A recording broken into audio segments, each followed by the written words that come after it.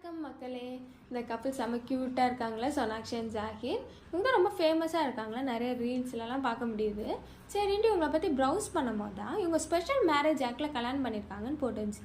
என்னடா இது ஸ்பெசிஃபிக்காக ஸ்பெஷல் மேரேஜ் ஆக்ட்லாம் போட்டிருக்காங்க, சும்மா மேரேஜ் தானே போட்டிருக்கணும் அப்படின்னு பார்க்கும்போது சில இன்ஃபர்மேஷன் எனக்கு கிடச்சிச்சு. அதை நான் உங்ககிட்ட ஷேர் பண்ணிக்கிறேன். இந்த ஸ்பெஷல் மேரேஜ் ஆக்ட் வந்து 1954 எனாக்ட் பண்ணுறாங்க. ஆனால் பிரிட்டிஷ் ஆட்சி செஞ்ச காலத்திலே இது ஒரு ஆக்டாக கொண்டு வந்திருக்காங்க தான். எப்போனா 1872 அப்போ வந்து அது inter caste and inter religion marriage பண்ணிக்கலாம் அப்படின்ட்டு எடுத்துகிட்டு வந்திருக்காங்க. ஆனால் அந்த டைமில் ரொம்ப கான்ட்ரவர்சி இந்த ஆக்டில் இருந்திருக்கு.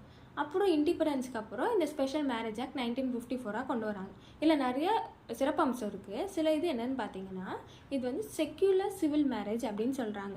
என்னென்னு பார்த்தீங்கன்னா, இப்போ 2 பேர் லவ் பண்ணுறாங்க, அவங்க கல்யாணம் பண்ணிக்கணும்னா வேறு ரிலீஜனாக இருந்தாலுமே ஒருத்தருக்காக இன்னொருத்தர் வந்து ரிலீஜன் மாறணுன்ட்டு அவசியம் இல்லை.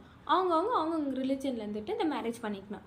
அதே மாதிரி மேரேஜ் ரிச்சுவல்ஸும் மாறி மாறி பண்ணிக்கணும் அப்படின்லாம் அவசியம் இல்லை. மேரேஜ் ரிச்சுவல்ஸ் இல்லாமல் இந்த மேரேஜ் பண்ணலாம். இது யாருக்கெல்லாம் அப்ளிகபிள் பார்த்தீங்கன்னா, இந்தியன்ஸ் எல்லாருக்குமே அப்ளிகபிள். அதே மாதிரி இந்தியன்ஸ் வெளிநாட்டில் இருக்காங்க அப்படின்னா கூட இவங்களுக்குலாம் அப்ளிகபிள் தான் சொல்கிறாங்க. இது வந்து எப்படி இந்த ப்ராசஸ் நடக்கும்னு பார்த்தீங்கன்னா, ஃபஸ்ட்டு வந்து ஒரு ரிட்டன் நோட்டீஸ். இந்த ரிட்டன் நோட்டீஸ் என்னென்னு பார்த்தீங்கன்னா, மேரேஜ் ஆஃபீஸர், அந்த டிஸ்ட்ரிக்ட்டுக்குன்னு ஒரு மேரேஜ் ஆஃபீஸர் இருப்பாங்க. அவங்கக்கிட்ட இவங்க ரிட்டன் நோட்டீஸ் கொடுக்கணும், இந்த மாதிரி நாங்கள் கல்யாணம் பண்ண போகிறோம் அப்படின்னு. அந்த மேரேஜ் ஆஃபீஸர் என்ன பண்ணுவாருன்னா, ஒரு 30 days வந்து டைம் எடுப்பாங்க.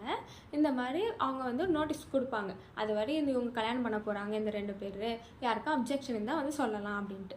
யாருக்கும் அப்ஜெக்ஷன் இருந்தால் வந்து சொல்லலாம். ஆனால் அந்த அப்ஜெக்ஷனுமே எப்படி இருக்கணும்னா, ஒரு இல்லீகல் மேரேஜ், அது வந்து அந்த 2 பேருக்குமே மேரேஜ் வந்து இல்லீகல் அப்படின்னு சொன்னால் மட்டும்தான் அவங்க வந்து அப்ஜெக்ஷன் சொல்ல முடியும். சும்மா சாதாரணமாக இவங்க ரிலிஜன் மாதிரி கல்யாணம் பண்ணுறாங்க அதனால நான் அப்ஜெக்ஷன் பண்ணுறாப்பெல்லாம் சொல்ல முடியாது. சில இல்லீகல் கான்ட்ரவர்சிஸ் எதாவது இருந்தால் மட்டும்தான் சொல்ல முடியும்.